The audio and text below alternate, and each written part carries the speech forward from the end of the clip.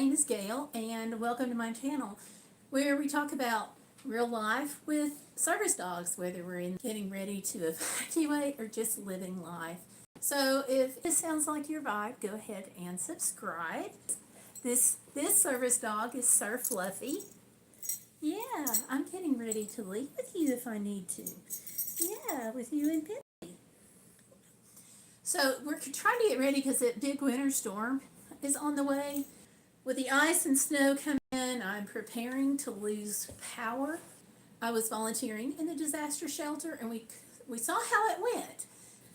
It wasn't always pretty, and there was some misinformation. I'm taking every moment and trying to get ready to get the gear together and supplies that I need to evacuate. And I thought, as I go through this, I would show you all what I'm doing. The one piece that I can't show you is a travel crate. That's actually at my husband's office, so he has gone to go get it and put it in the car. And of course, with cars, making sure that your car has gas in it and make sure that you have cash. That's a couple of just really big things. This is not my first disaster ice storm. Okay, so the first thing I do after making sure that I've got everything charged that I can possibly have charged, I've got this solar cell phone battery bank with I can use with 2 in it. So hi everybody, welcome in. This is Gail. Welcome to my Bodacious channel. We're all about not letting life get in the way of living. Don't forget to give me a like on the live stream, please, if you don't mind, because that really helps. So I have this charged. Now what we saw here after Hurricane Helene is that communications were down. They were severely impacted. Several years ago, down in Knoxville, Tennessee, when they had a major ice storm, the 911 tower collapsed. So it doesn't directly relate to my service dog, but I'm just reminding family and friends of that. So if something happens and they don't hear from me for a couple of days, don't panic. Okay? And not panicking is the whole reason behind preparing. So I'm making sure that I have my service dog's favorite blankets all packed up, and I'm putting them in a plastic tote, but I've got a special reason for using a plastic tote. I'll get to that in a minute. So got that folded and put aside. First aid kit. If you're going to go to a disaster shelter, you've got to plan on, hey, welcome, Sue. If you're going to go to a disaster shelter, you need to plan on a problem happening with your dogs, because people will try to feed your dogs things that your dog may not be able to eat. You know, if you've got a dog that's allergic to chicken or allergic to any kind of food group, that will be just exactly what somebody tries to give them, right? So prepare for that with your first aid kit. Don't rely on a shelter to have a first aid kit for people or animals. They should. And there probably will be one there, but that doesn't mean there won't be a line of people when you need it. So take a small kit yourself. This one I make sure that I have Benadryl just in case the dogs are allergic to something. And of course, Band-Aids, vet wrap, scissors, gauze, your basic things for people or animals. And of course, you're going to need a flashlight. So take that. That's one of the things that I like about my solar bank. On the back of it, right there, it's got a flashlight too. Hey, we've got a bunch of people in, so hi and welcome. Good to see you all. Don't forget to give me a like on the live stream, please. So when I was with the Hurricane Helene shelter, I went down there, we were volunteering, and I was talking to him about possibly staying there, and ran into a problem with public access about my service dog. They said that they only allowed service dogs that were certified. Well, the problem with that is the Department of Justice doesn't recognize any kind of certification with service dogs. So I explained that to the worker, and they're like, no, no, they have to be certified. And I'm like, no, they don't. You're not completely understanding the ADA law. So now I make sure that I carry my ADA law, a copy of it with me. And also in this envelope, I carry, just in case I was to need it, I've got some basic information about my dog's medical records, just his last shots, when they're due, when they were given, rabies vaccination, administrative data, and so forth. I put all of this in an envelope, and it gets taped. I'm going to be taping it to the underside of the lid. So also, since I had a problem with the disaster shelter at Helene, I also printed out this time a copy of the Tennessee law about service dogs. I do usually have it, and I don't know, last time I just messed up, and I don't remember if I couldn't find it or what, but I've got a copy of the Tennessee state law. I'm folding this, and it is also going in with my ADA paperwork and their records. So that way, if I need anything like that, I've got it. Now, the other thing that I put in here is a printed photo of my dogs with any small identifying marker, because like with Sir Fluffy, he's a Bernese Mountain Dog, but he has the traditional coloring, but just on the very corner of his eye, he's got some little lighter fur, and it's kind of distinctive. So it's a small thing, but with having his photo, if anything happens and I should accidentally get separated, which I am not planning on, okay, but things happen, then I have an accurate photo and I can point to it, and I'm like, not only is his name Sir Fluffy, but if you look on his cheek, you can see that. You're very high. Okay, we've got several in, so hi and welcome. So having an up-to-date photo, I just took that this morning. I've got that for him, and I've got that for Pipsy. Even though Pipsy's a yellow lab, he also has a couple of where it's darker in a couple of spots and whatnot that help him be a little distinctive. So again, not planning on getting separated, but it's in here just in case. Oh, hello Yolanda, welcome. Water. Now this is something, whether you're going to be evacuating or going on a trip, you either want water from home or you want distilled water. And I have got several jugs of water. I think they recommend a gallon per person per day for washing, eating, and so forth. I've got more than that. And per day for a minimum of 3 days. I've got more than that. I'm good for about a week. Because there again, after Helene and after we had the ice storm before my husband and I are both involved with, Helene was 2 weeks without water, and the other ice storm was over a week without water.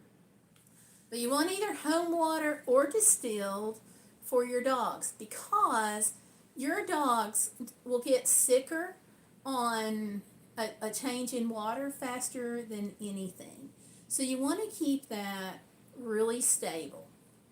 With the distilled water, everything is out of it already. And this is what the program recommends that we got him from. So if you can't bring it from home, get distilled, but you're going to have to go now to go get it, or even yesterday. So I've got several gallons of these.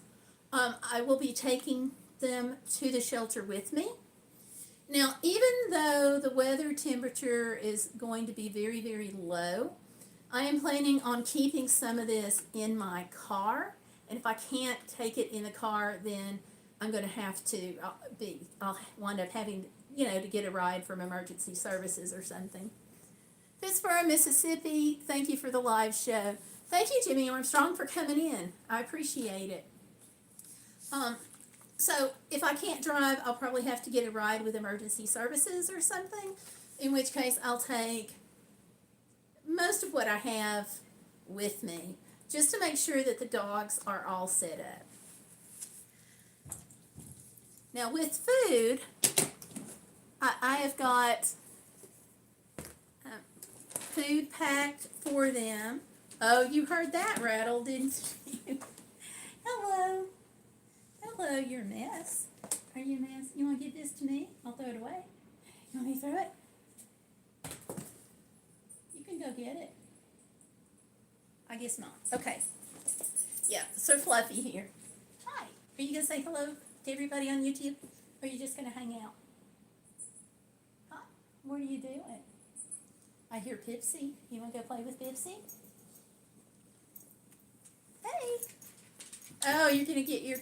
Well, you don't have to get Brother's toy. Okay. So you all, I've got those service dogs are right in here. Y'all are stealing the show, but that's okay. All right, you got it away from him? Okay, can I get back to what I'm doing here? What? Okay, come. You're fine. You're fine. Okay, so I've got both of them with me, and so that's a little extra preparedness for me to do. Sorry about that, you all. Okay, back to topic.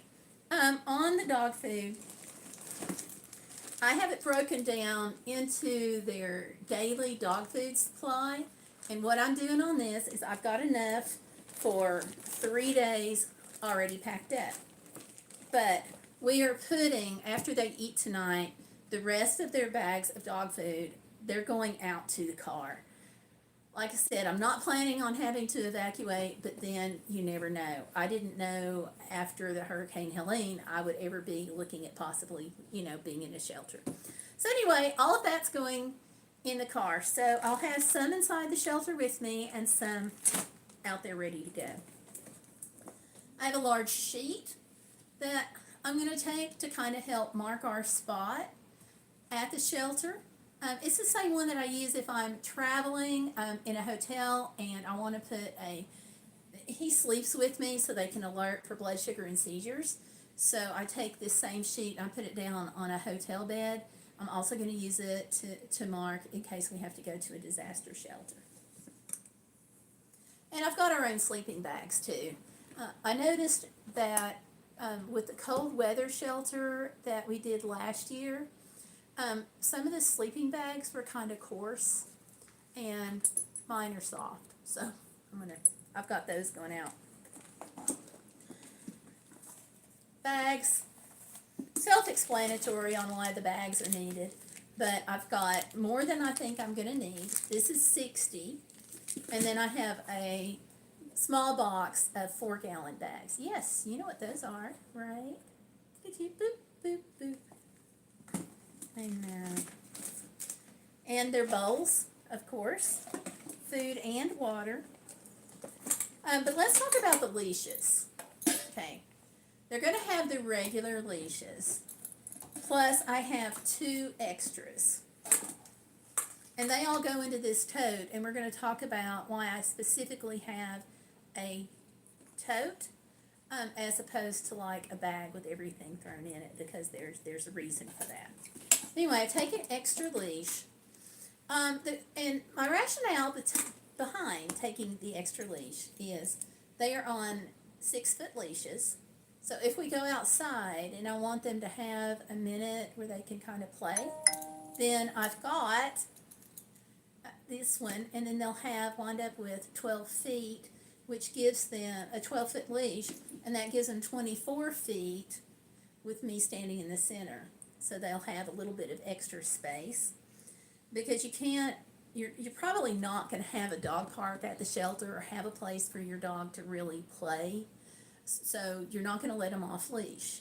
So this gives me extra space.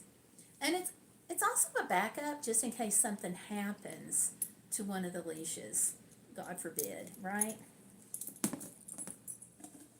This is a slip leash. I know. No, we're not going to go outside. This is a slip leash. And I asked the vet several years ago you have to leave that in there. I know. So I asked the vet several years ago if I could have one of the extra slip leashes that they had, and she said yes. So the way a slip leash works is you've got a loop on one end, and you just put this through the loop, and it will tighten down automatically.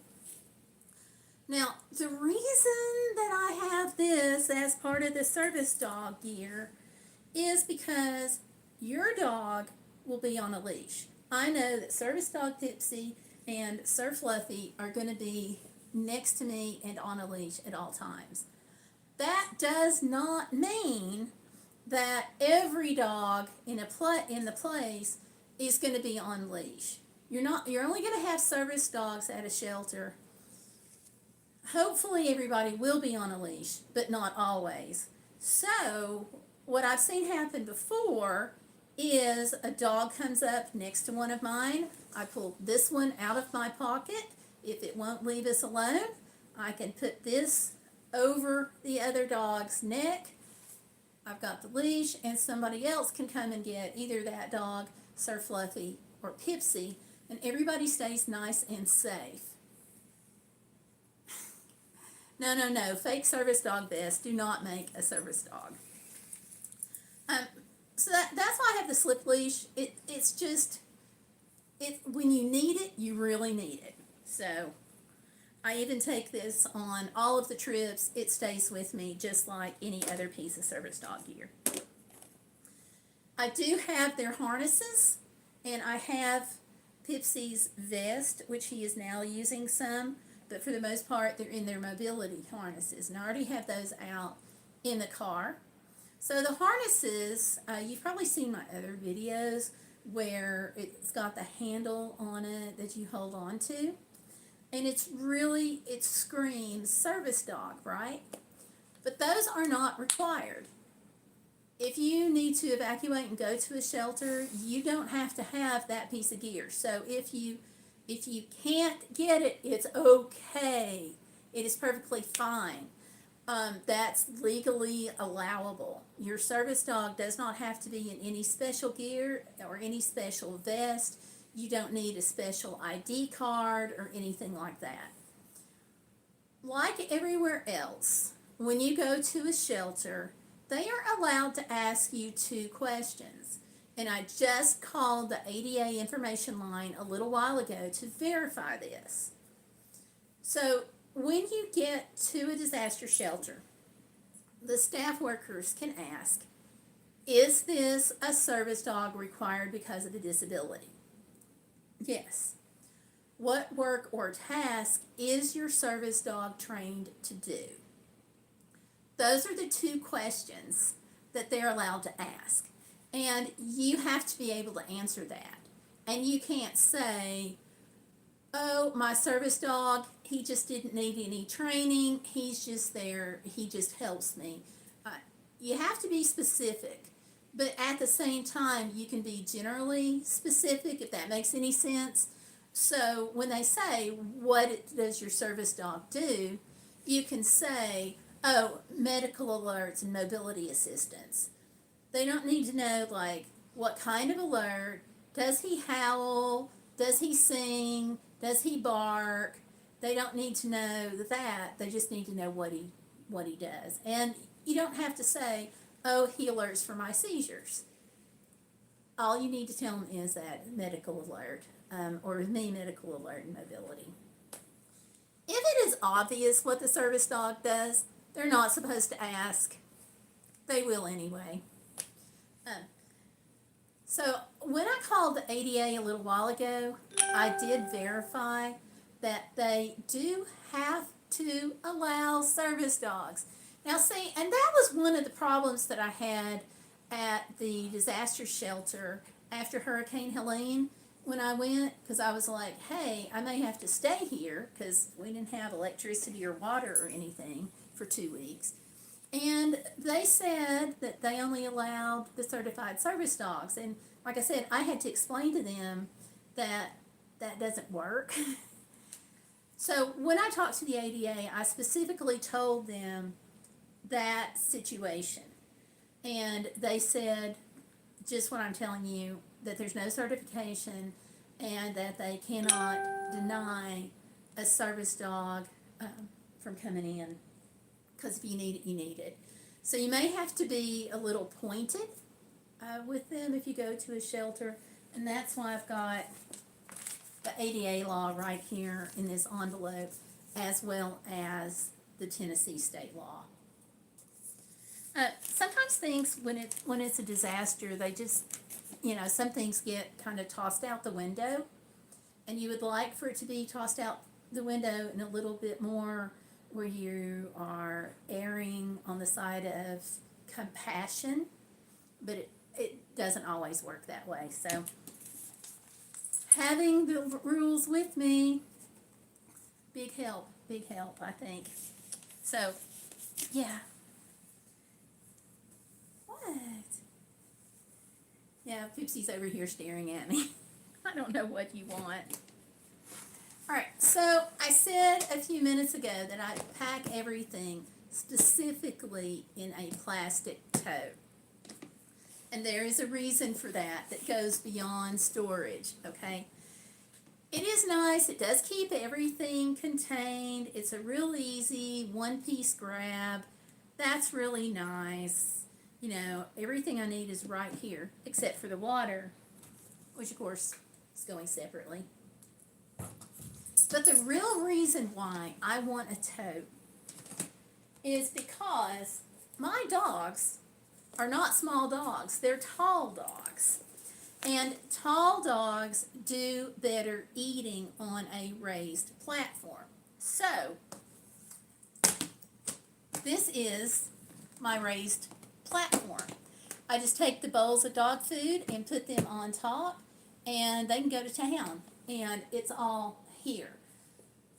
That way, I am not running around trying to carry the service dogs, all their stuff, the extra food, the extra water, the tote, and a raised dog bowl set. I'm just going to use the tote, feed them off of that. It also, the tote lid, let me show you. I know all totes, some totes are completely flat.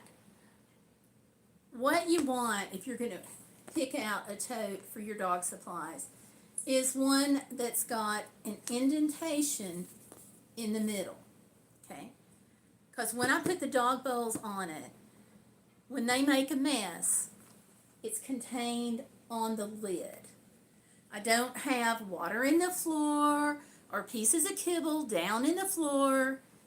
It's caught right here. So if they make a mess, it's okay because I can clean this off pretty easily. So much simpler. So much simpler. And I also, here I am putting things up without even thinking about it. In addition to their kibble, I make sure that I've got their probiotics, anything that the dogs are going to need. So if they're on Dasaquin, what have you, then I've got it all in here. Oh, hello. Oh, you know what this is, don't you?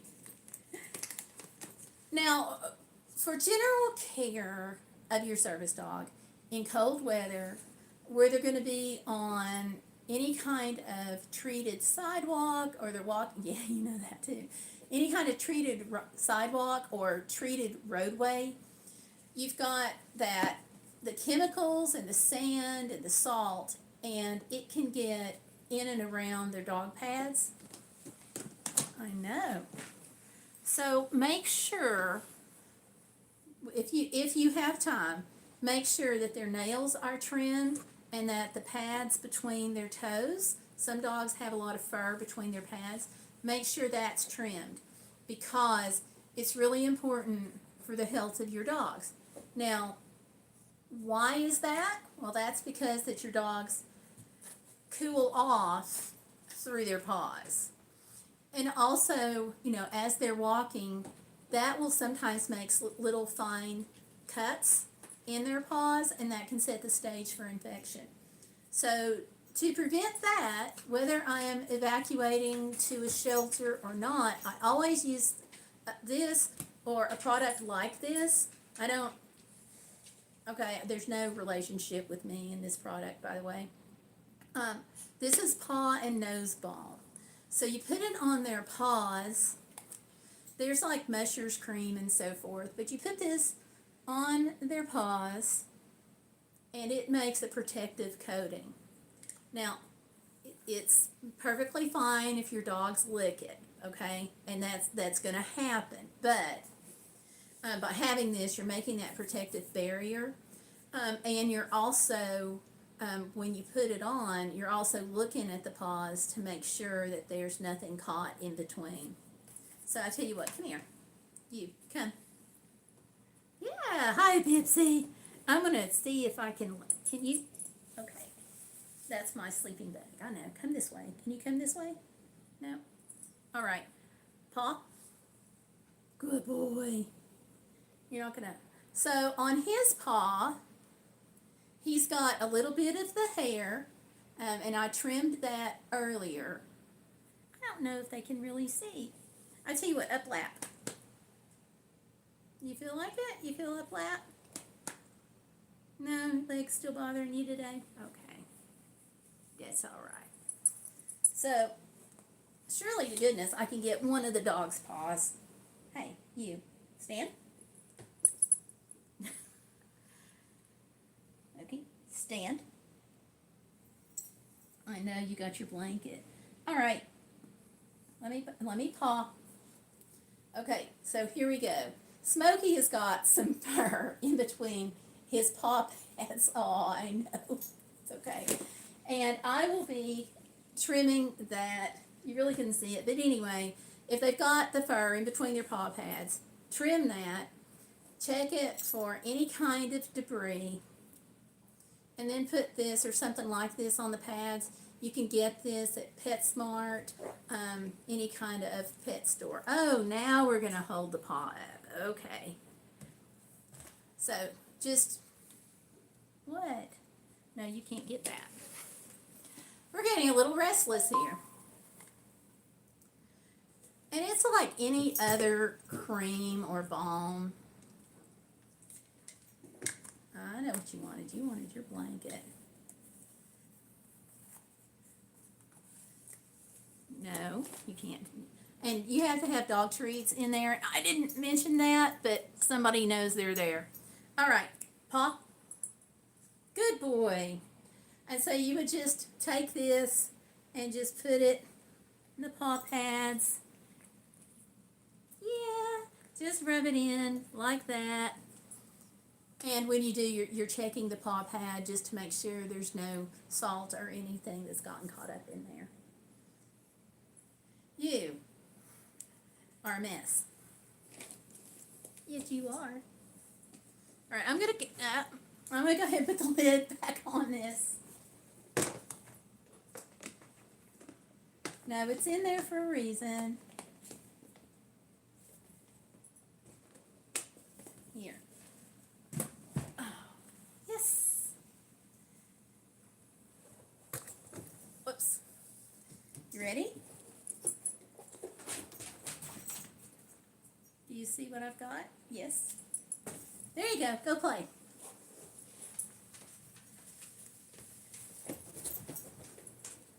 And so much for that. I thought they would go scatter, and why did I think that?